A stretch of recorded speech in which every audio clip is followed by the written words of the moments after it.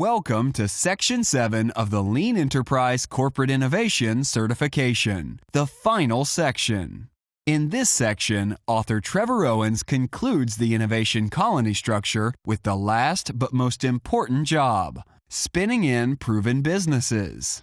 By the end of this section, you'll understand the final elements of the innovation colony and of the Lean Enterprise methodology.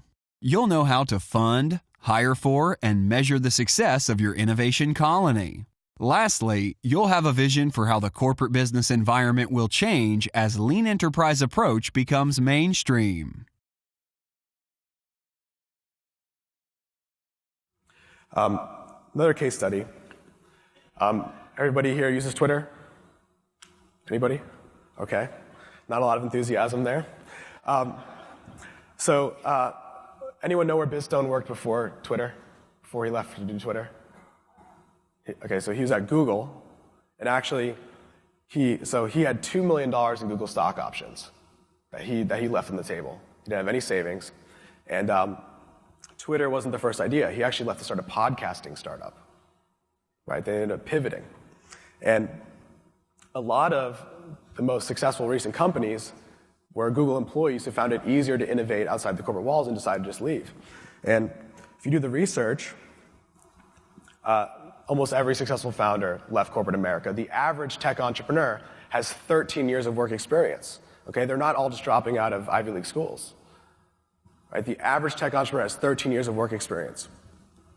And there's a big misconception that entrepreneurial individuals are risk takers. They've done a lot of studies on this. There's no connection between a risk appetite and a decision to start a company. Right? There's a lot of other outlets in life that you can take risk in. But there has been a study done by Harvard. It was studied 27,000 individuals on why people start companies. And there are two things that it showed. The first one is that an early entrepreneurial experience will make you more likely to start a company. The second is the value that you place on certain rewards. So in this study,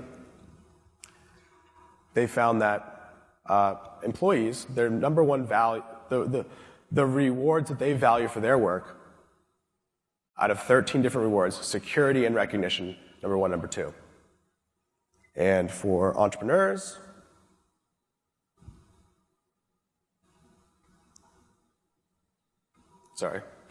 power and control.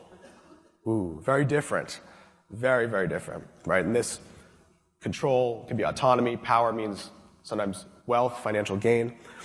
But the interesting thing is that where entrepreneurial individuals valued security, dead last, right? So the compensation, the way we compensate entrepreneurial individuals and companies is the way we try to compensate employees, and it doesn't match up, right? We know that we compensate salespeople different than we compensate normal employees, but we haven't gotten to the point inside companies where we made the same connection with innovators who take risks to bring new products to market. So the key thing here in identifying entrepreneurial individuals is that they have security and they don't need recognition for their work. Maybe they have recognition in other ways. So after Bizstone started Twitter and left Google, and Google actually tried to acquire Twitter many times, Google created Google Ventures with the purpose, among other things, of investing in the network of employees that are leaving to start companies. And this works very well specifically for the context of Silicon Valley that they were in, because if you don't leave, you're not really, in Silicon Valley, if you don't leave, then you're not serious. And what we're seeing is that the difference between employee and ex-employee are fading, and that companies are wanting to keep in touch with former employees who have the expertise from working there to see what they're working on and be a part of the action.